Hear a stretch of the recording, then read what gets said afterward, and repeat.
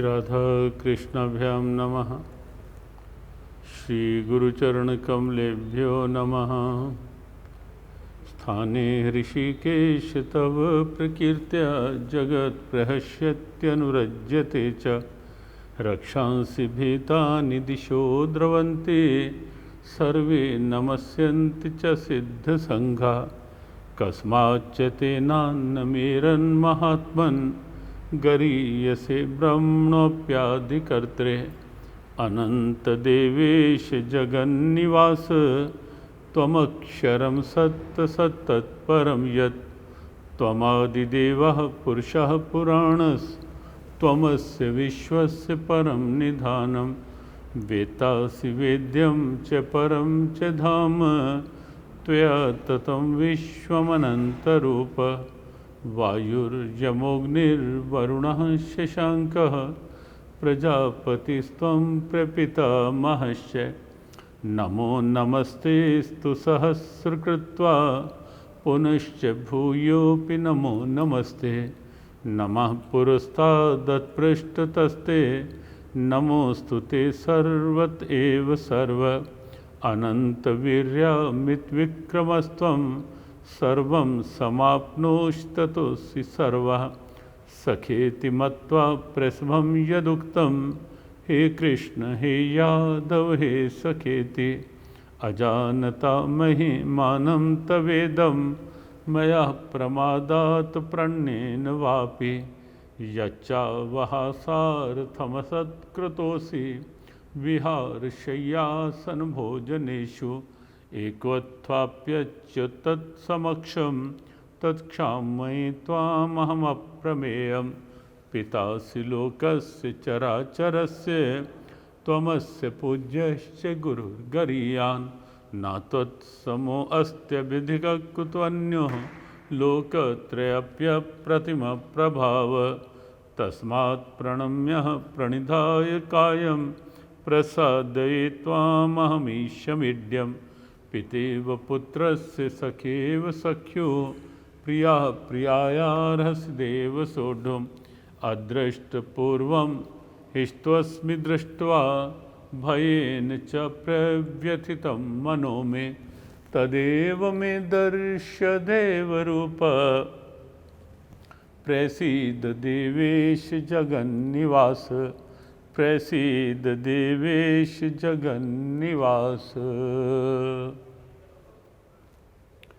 अर्जुन के द्वारा की गई भगवत स्तुति है।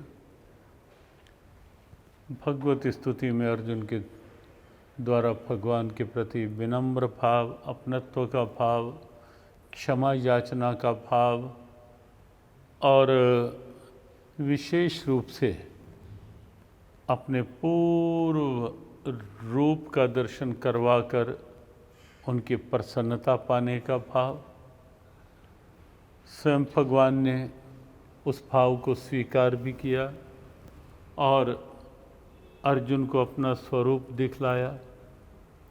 भगवद गीता का यह 11वां अध्याय वस्तुतः अनेक दिव्यताएं अपने में लिए हुए अध्याय है।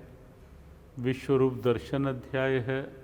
भगवान के विश्वरूप का वर्णन इस अध्याय में, और वो वर्णन केवल शब्दों में नहीं, शब्दों में तो 10वें अध्याय में प्रभु कर ही चुके थे अपनी विभूतियों का वर्णन, लेकिन 11वें अध्याय में अर्जुन की जिज्ञासा, अर्जुन का भाव और भगवान ने दिखलाया अपने विराट स्वरूप का प्रभाव। यद्यपि अर्जुन कहीं न कहीं ऐसी कल्पना मन में रखे हुए था ही नहीं कि ये विराट रूप ऐसा भी हो सकता है। और एक बात सृष्टि में स्वाभाविक है कि मनुष्य कहीं ना कहीं जब भयभीत होता है, अशांत होता है, कहीं ना कहीं जब निराशा में आता है, टेंशन में आता है, वो अपनी ही कुछ ना कुछ रखी हुई अपेक्षाएं जो होती हैं, और जब उन अपेक्षाओं के अनुरूप काम नहीं होता, कुछ स्थिति नहीं बनती, तो वहीं मनुष्य की वो अपेक्षाएं उसके लिए परेशानी बनती हैं, उसके लिए समस्या का कारण बनती हैं। जैसे वर्तमान में ही समय है, इस समय में लॉकडाउन की स्थितियाँ, कहीं ना कहीं जीवन में पहली बार लगभग सब लोगों का ऐसा अनुभव कि ये स्थितियाँ जो बनी, जीवन में प्रथम बार इन स्थितियों को यहाँ देखा गया है, सभी की ये सोच। लेकिन इस समय में भी लोगों की कहीं ना कहीं जो मानसिकताएं बदली, कहीं ना कहीं कुछ लोगों में निराशाएं आई, वो केवल इसीलिए तो आई ना कि कभी ऐसा सोचा नहीं था जो हो गया। और ये जो सोच है वो मनुष्य को कहीं ना कहीं अपने में सीमित कर देती है। तो सोच बदलने के लिए हम अपने विचारों में कुछ ना कुछ ऐसी सात्विकता बना पाएँ, हम अपने विचारों में कुछ इस ढंग का भाव बना पाएँ। एक परमेष्ठी नाम के दर्जी हुए, वो सिलाई का काम करते थे, लेकिन काम करते हुए भी बिल्कुल अनन्य भाव बना रहता था। एक और हाथ से कपड़ा सिल रहे हैं और मन ही मन के भावों को प्रभु के नाम में, प्रभु के प्रेम में सिलते चले जा रहे हैं दृढ़ता के साथ। और जो भाव हमें आज श्लोक के रूप में विचार करना है वो है भक्त्या त्वनन्यः शक्यः अहम एवं विदो अर्जुन ज्ञातुम द्रष्टुम च तत्वेन परवेष्टुम च परंतप। भगवान कृष्ण कहते हैं कि अर्जुन, मैं जाना भी जा सकता हूँ, मैं देखा भी जा सकता हूँ, ज्ञातुम द्रष्टुम च तत्वेन, और वह भी तत्व से, और मैं मुझ में प्रवेश भी किया जा सकता है। ये संभव है पार, ज्ञातुम द्रष्टुम च तत्वेन प्रवेष्टुम च परंतप, ये संभव है। लेकिन कैसे संभव है? भक्त्या त्वनन्यः शक्यः अहम एवं विदो अर्जुन, जो अनन्य भाव से मेरी भक्ति करता है उसके लिए मैं सुलभ हो जाता हूँ। हम परमेष्ठी दर्जी की संदर्भ में बात करें उससे पहले थोड़ा सा समझ लें कि ये अनन्यता क्या है। गीता की, भगवद गीता में अनेक बार आप पाएंगे ये अनन्य शब्द आया, अनेक बार। अनन्याश्चिन्तयन्तो माम ये जनाः पर्युपासते तेषां नित्याभियुक्तानां योगक्षेमं वहाम्यहम्। एक अत्यंत प्रसिद्ध श्लोक गीता का, और वैसे अनेक रूपों में ये भाव आया है। अनन्यः चेतः सततम यो माम स्मरति नित्यशः, जो अनन्य चित्त से मेरा स्मरण लगातार करता है। तो ऐसा भाव, ये अनन्य शब्द गीता का अद्भुत भाव है। अनन्य क्या है थोड़ा समझ लें, असंभव स्थिति नहीं है। अन्य, मन अन्य कहीं और न जाए, वो अनन्य है। मन केवल प्रभु में रहे। देखो, व्यवहार तो सबको करने हैं। अगर कोई ये सोचे कि ये अवस्था, ये स्थिति तो कहीं एकांत में ही हो सकती है, संसार के इस ऊहा-पोह भरे वातावरण में कहाँ और कैसे, संसार की इस भाग दौड़ के वातावरण में कहाँ और कैसे हो सकता है ये। इतनी अस्थिरताएं, इतनी हलचल, इतना कुछ संसार में, इतनी भिन्नताएं, इतनी विषमताएं संसार में हैं, और ऐसे में ये संभव ही कहाँ है कि अनन्य भाव से मन प्रभु में नियुक्त रहे, प्रभु में ही लगा रहे। देखो, गीता का कोई भी शब्द ऐसा नहीं है जो केवल एक स्थान पर ही जिसको प्रयोग में लाया जा सके। कोई शब्द ऐसा नहीं, वरना तो गीता एक पक्षीय ग्रंथ हो जाएगा। गीता केवल सन्यासियों के लिए तो है भी नहीं, केवल गृह त्यागियों के लिए भी नहीं है। गीता का उपदेश केवल एकांत में रह के साधा जा सके, ऐसा भी नहीं। और अगर ऐसा होता तो भगवान गोविंद अर्जुन को कहीं एकांत में ले जाते और एकांत में बिठा करके, जैसी हमारी परंपराएं रही कि ऋषिजन एकांतिक वातावरण में शिष्यों को उपदेश देते थे, लेकिन भगवान गोविंद को लगा कि ऐसे तो उपदेश केवल कहीं गुरुकुल की धरोहर बन जाएगी, कहीं किसी स्थान विशेष तक सिमट कर रह जाएगा उपदेश का भाव, या केवल ऋषियों तक। तो गीता के कृष्ण ज्ञान के संदेश को, भाव को, भक्ति को हिमालय की ऊंचाइयों से उतार कर लाए। एकांत शांत बीहड़ वन से बाहर निकाल के लाए, खींच के लाए कहीं कंदराओं में से, और विश्व के सामने रखा कि इस उपदेश की जो उपयोगिता है, प्रासंगिकता है, वो है ही ऐसे वातावरण में जहाँ अनुकूलताओं और प्रतिकूलताओं की सेनाएं आमने सामने, द्वंद्व, संघर्ष, जहाँ दैवी और आसुरी संपदा टकरा रही हो और ज़रूरत पड़े कोई सही मार्ग ढूंढने की, जहाँ संघर्षों की ऊहापोह में मन उलझ सा रहा हो और लग रहा हो कि सफलता का मार्ग कहाँ से मिले, विजय का पथ कहाँ से प्रशस्त हो, ये लग रहा हो, तो भगवान कृष्ण ने कहा कि ये गीता का उपदेश उसी के लिए है। और गीता की अनन्यता का भाव भी केवल एकांत के लिए नहीं, व्यवहार करते हुए भी मन प्रभु के भाव में आ जाए। और आ सकता है, बड़ा सरल सा प्रयोग है, जो कर रहे हैं उसमें ये सोच बना लो, भगवान करवा रहे। अनन्य का अभिप्राय, शरीर तो अपनी अपनी प्रारब्ध के अनुसार अलग अलग स्थानों में जाएगा, रहेगा। शरीर की क्रियाएं प्रारब्ध के अनुसार चलेंगी, स्थान भी बदल सकते हैं, क्रियाएं भी बदल सकती हैं, लेकिन मन जो है, मन तुझ में लगे तेरा नाम जपे, बस मन इस भाव में घूमने लग जाए, मन तुझ में लगे तेरा नाम जपे, हर समय अंदर का मन उस भाव में रहे, ये है अनन्यता। मन का केंद्र कोई और ना बने, मन अन्य कहीं और ना जाए। हाँ, एक और भी भाव देख लें, अनन्यता का अर्थ ये भी नहीं है कि अगर मेरे इष्ट भगवान कृष्ण हैं तो भगवान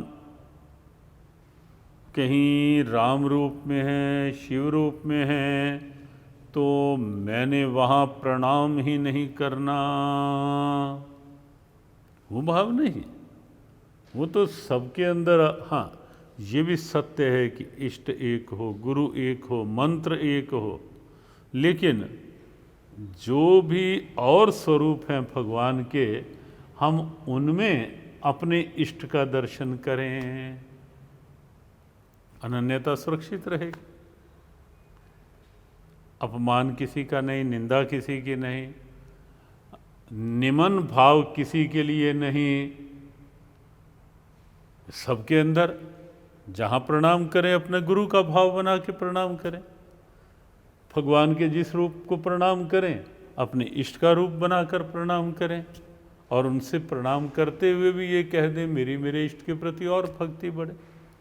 गोस्वामी तुलसीदास जी ने श्री रामचरितमानस की रचना की, और भी अनेक भाव लिखे। गणपति वंदना भी की गोस्वामी जी ने, ये गाइए गणपति जगवंदन, ये गोस्वामी तुलसीदास जी की का ही भाव है। लेकिन वो स्तुति वंदना करते हुए भी अंत में गोस्वामी जी आप देखें क्या कहते हैं, पूरी वंदना की गणेश जी की, लेकिन अंत में कहा, मांगत तुलसीदास कर जोरे। हे गणपति भगवान, तुलसी आपसे यही मांग रहा है, मांगत तुलसीदास कर जोरे, बस हूँ राम सिय मानस मोरे। ये अनन्यता का एक अद्भुत उदाहरण है। गणेश जी को प्रणाम करने से इनकार नहीं किया तुलसीदास जी ने, लेकिन उनसे भी क्या कहा, बस हूँ राम सिय मानस मोरे, मेरे मन में मेरे सिया राम की भक्ति और दृढ़ हो।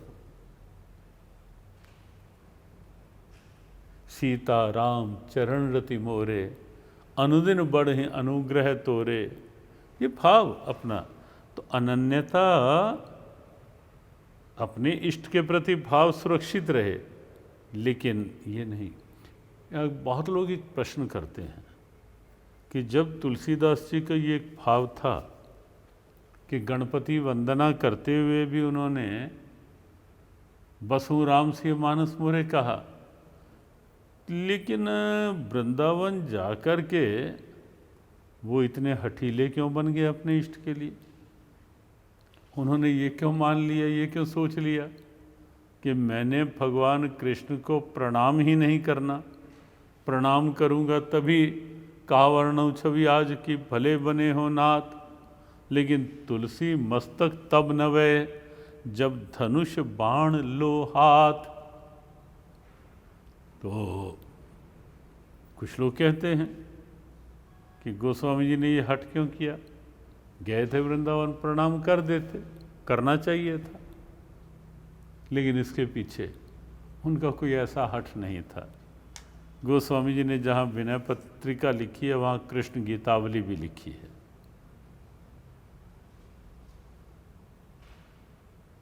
श्री रामचरितमानस के साथ साथ कृष्ण गीतावली, ऐसा है उनके भाव में कहीं वो नहीं था।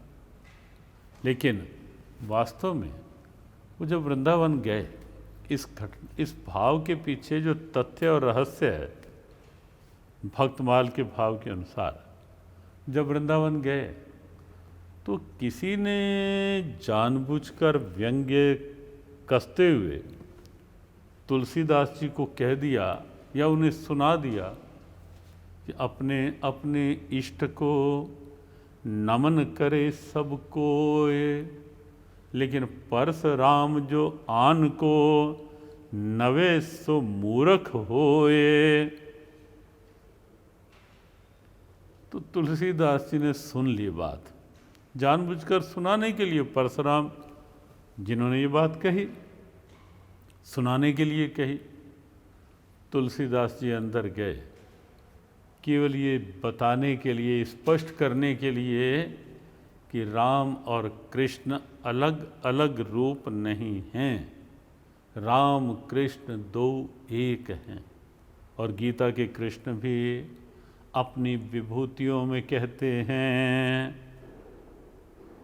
रामः शस्त्रभृतामहम्, शस्त्रधारियों में राम मेरा ही रूप है। और ऐसी भी एक लीला आती है कि जब यशोदा मैया कन्हैया को, जब कन्हैया कहते कि मैया मुझे कोई कथा सुना सोने से पहले, पुराने समय में होता था, घर के माताएं दादियाँ बच्चों को कोई ना कोई ऐसे प्रसंग लोरियों में या वैसे भावों में सुनाते थे। तो कन्हैया ने एक दिन कहा, और जब यशोदा मैया सुनाने लगी भगवान राम की बात, और भगवान राम की बात सुनाते सुनाते जब कथा में ये कहा कि रावण सीता का हरण करके ले गया, तो नन्हे कन्हैया एकदम आवेश की मुद्रा में आ गए। लक्ष्मण लक्ष्मण, कहाँ है मेरा धनुष, कहाँ है मेरा धनुष? यशोदा मैया ने बड़ी मुश्किल से धैर्य दिलवाया, कहा कान्हा लाला ये क्या हो गया तुझे? तब कन्हैया सहज हुए, ना मैया बस मुझे वैसे ही आवेश आ गया कि भगवान राम के सहधर्मिणी सीता जी को क्यों रावण ले गया। लेकिन क्योंकि एक ही थे और अपनी संस्कृति में ये एक में अनेक और अनेक में अनेक की दिव्यता रहती है। इसे आप अच्छी से तरह से समझ लो। भगवान एक ही हैं। जो लोग ये कहते हैं अलग अलग विचारधाराओं के कि ये सनातन धर्म वालों के कितने भगवान हैं, कहाँ कहाँ ये सिर झुकाते रहते हैं, कहाँ कहाँ प्रणाम मत्था टेकते रहते हैं। देखो, हैं एक ही, तत्व एक ही है।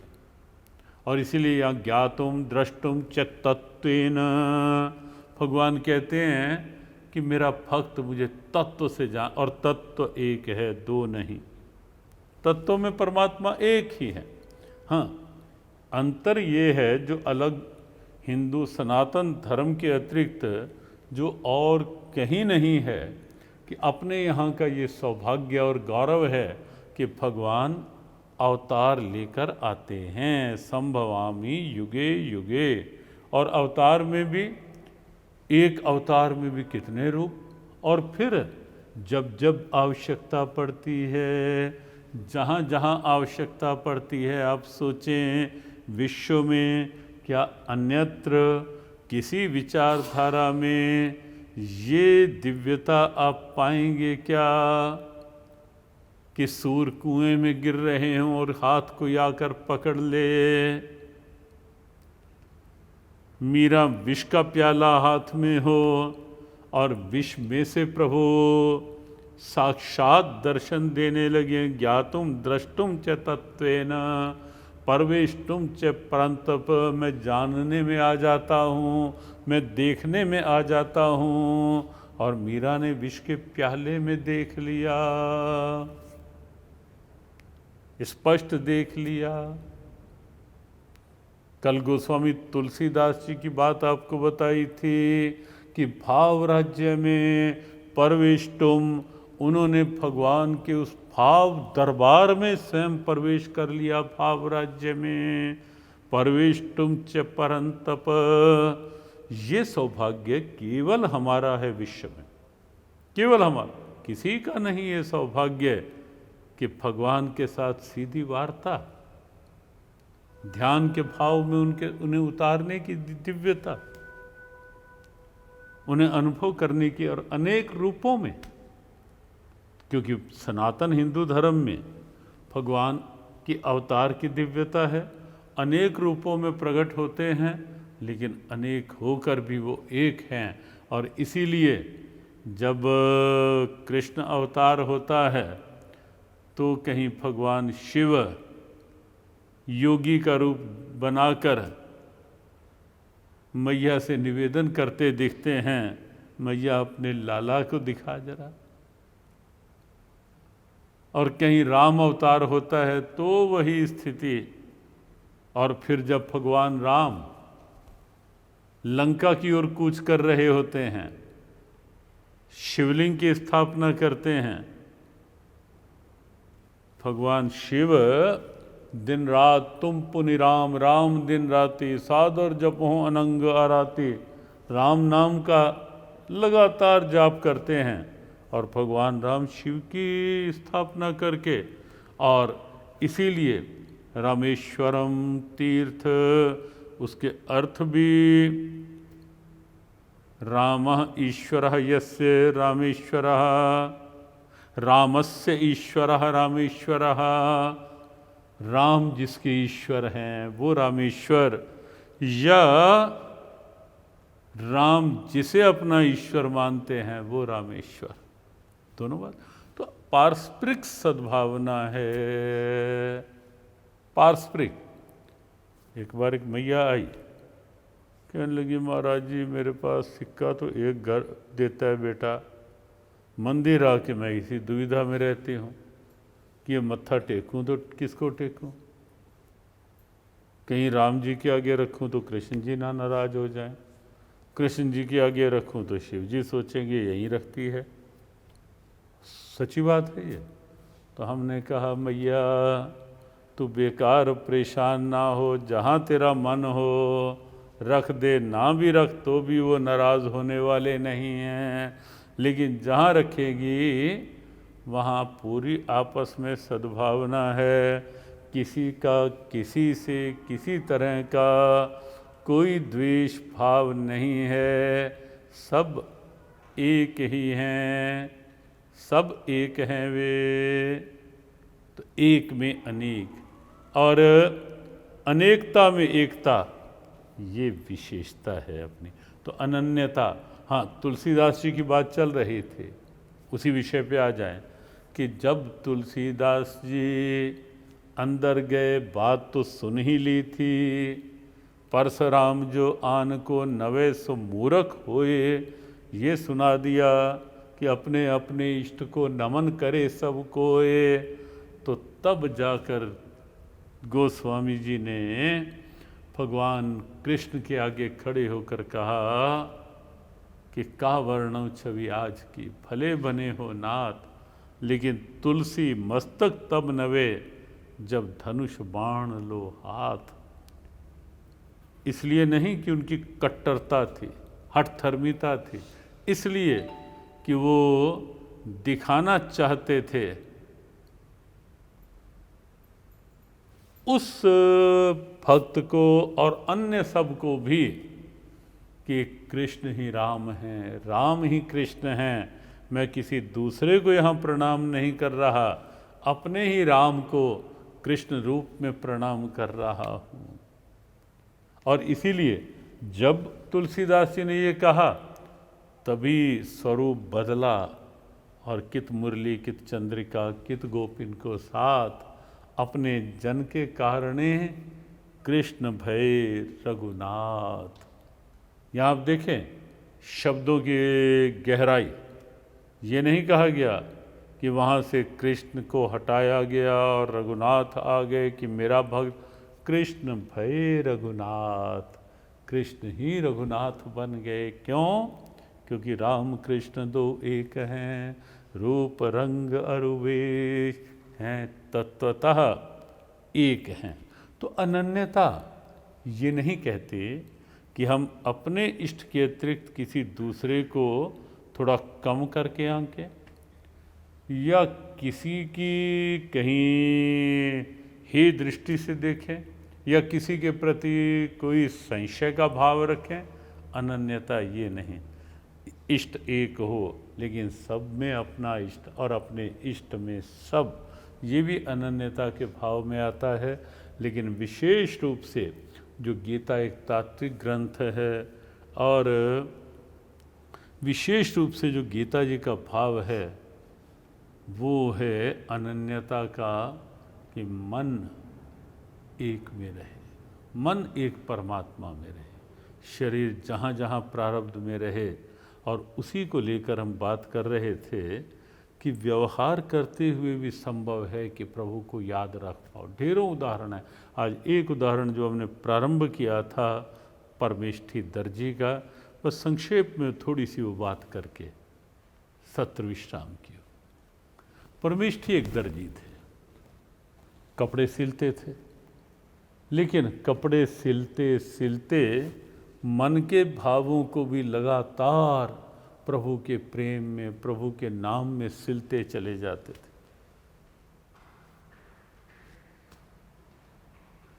एक भक्त शायर ने एक बड़ा अच्छा एक भाव लिखा, सीने में जिसे यार को सीना नहीं आता। एक अकस्मात ध्यान, यार अपना दिलदार प्रभु, सीने में जिसे यार को सीना नहीं आता,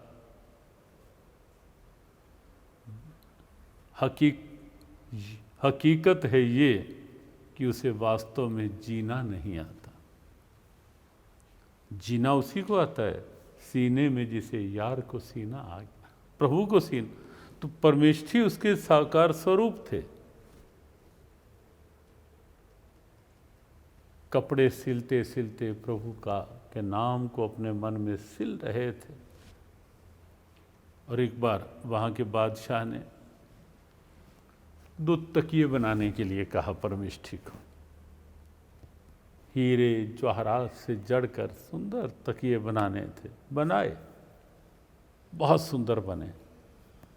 परमेष्ठी जब देख रहा था उन्हें, परमेष्ठी को लगा क्या दिव्य तकिए बने हैं, लेकिन विडंबना ये है मेरी कि ये तकिए एक विलासी, एक अत्याचारी बादशाह के सिर की शोभा बनेंगे। क्या ही अच्छा होता, कम से कम इनमें से एक तकिया मेरे जगन्नाथ प्रभु की शोभा बन जाता। ये सत्य घटना है। और भाव की उड़ान क्या होती है, इससे आप अनुमान लगाएंगे। कई लोग बस महाराज करते तो हैं पूजा पाठ, करते तो हैं, हमें तो कुछ मिलता नहीं, कुछ अनुभव। और जब ये सोच ही ऐसी ढीली बनाए रखोगे, दबे रहोगे सोच में ही संशय पालते रहोगे कि होता तो कुछ है नहीं, अपना भाव अपने अंदर बंद किए रखोगे, कहीं संशयों में, कहीं संकीर्णताओं में, खोलोगे ही नहीं अपने भाव को, तो मिलेगा कहाँ से कुछ। भाव में बहुत बड़ी क्षमता है। तो परमेष्ठी का भाव ऐसा बना कि काश इनमें से एक तकिया भगवान जगन्नाथ स्वीकार लेते। संयोग ऐसा था कि जिस दिन ये बात हो रही थी, ये भाव बन रहा था, उस दिन भगवान जगन्नाथ जी की रथ यात्रा थी। और भाव बनाते बनाते परमेष्ठी तो उस भाव में पूरी तरह डूब गए, बिल्कुल खो गए। और सच ये है कि जब कोई भक्त भाव में खो जाता है पूरी तरह से, वहीं वो पा जाता है। तू अगर खुद को खो नहीं सकता तो उसका दीदार हो नहीं सकता। ये मार्ग अद्भुत है। संसार में तो पा पा के खो दिया जाता है, लेकिन यहाँ खो के पाया जाता है। जिन खोजा तिन पाइया, कबीर कहते हैं। यहाँ खो के पाया जाता है। परमेष्ठी खो गए भाव में, और जैसे ही खोए कुछ समय बाद सहज हुए, आंख खुली, देखा कि सामने रखे 2 तकियों में से एक तकिया ही नहीं। भाव की उड़ान अद्भुत। और ये किसी उपन्यास की कल्पना आपको नहीं सुनाई जा रही, ये एक भक्त के जीवन की दिव्यता है। इधर एक तकिया गायब, और उधर भगवान जगन्नाथ की चल रही रथ यात्रा में अचानक देखा सेवाधिकारियों ने कि जैसे कोई हाथ आगे बढ़ा, और भगवान जगन्नाथ ने एकदम एक तकिया स्वीकार किया और अपने पास रख लिया।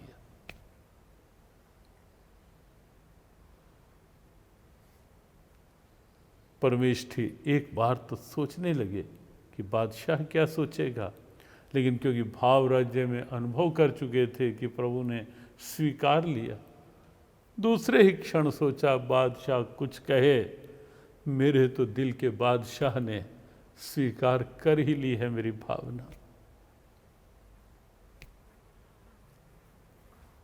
और जब बादशाह के ने बुलाया, एक तकिया दिया, दूसरा पूछा बादशाह ने, और जब परमेष्ठी ने कहा कि वो तो मेरे जगन्नाथ प्रभु ने स्वीकार कर लिया है, वो बादशाह कब माने इस बात को। और बादशाह ही क्या, बहुत से लोग होंगे ऐसे जो ये सोचेंगे कि क्या ये काल्पनिक घटनाएं हैं हिंदू धर्म में। लेकिन काश कोई इस भाव के धरातल पर आकर देखे कि हमारे हिंदू सनातन धर्म में भाव की भूमिका क्या है, भाव का महत्व क्या है। कोई भाव बना के देखे।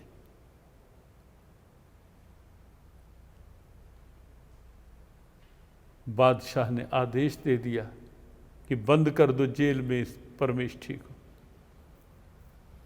जेल में बंद किया, लेकिन बस इतनी सी बात कि जेल में बंद होकर, जो आजकल लॉकडाउन की स्थिति है, वो तो बिल्कुल अलग ही स्थिति थी। परमेष्ठी ने एक बार भी ये नहीं सोचा कि कहाँ बंद हो गया। परमेष्ठी सोचते हैं कि मेरे प्रभु कितने उदार हैं, कितने अच्छे हैं मेरे प्रभु, शिकवा नहीं। हमारे तो ज़रा सा अनुकूल ना हो बात, ज़रा सा कभी भोजन ही ना अनुकूल मिले तो मन को में शिकवों के अंबार लगने लगते हैं। ये नहीं हुआ, वो नहीं हुआ, या ज़रा सी कोई प्रतिकूलता हो जाए, शिकवे प्रभु को भी। हमारे गुरुदेव कहा करते थे, मंजिल पे जिन्हें जाना है वो शिकवा नहीं करते, और शिकवों में जो उलझे हैं वो पहुंचा नहीं करते। शिकवा नहीं दिया परमेष्ठी ने। परमेष्ठी कहने लगे, मेरे प्रभु कितने उदार हैं, कितने अच्छे हैं। वहाँ तो मैं मशीन चलाता था तो प्रभु का नाम लेता था, अब आराम से केवल उनका नाम, उनका स्मरण, उनका कीर्तन, केवल उस भाव में रहूँगा मैं। सोच पॉजिटिव बने, और परमेष्ठी पूरी तरह उस आनंद में डूब गए। उस समय के उस लॉकडाउन में रहकर भी बस आवश्यकता है सोच को उदार बनाने की, सोच खोलने की। बस इस समय आज इतना ही। आगे की बात इसी बात को लेकर कल करेंगे। परमेष्ठी के भाव को ही हम अपना भाव बनाएं, अपनी सोच को खोलें, उदार बनाएं, और आगे क्या स्थिति हुई, और ये अनन्यता का क्या उदाहरण है, और गीता के गोविंद कैसे कह रहे हैं कि अनन्य भाव वाला भक्त मुझे देख लेता है, पा लेता है, और मेरे में प्रवेश कर लेता है। ये क्या है ये प्रवेश होना? और ऐसे ही कुछ भक्तों के भाव, उस पर चर्चा करेंगे। आज वाणी यहीं तक की अनुमति दे रही है। सबको जय श्री कृष्ण, जय श्री राधे।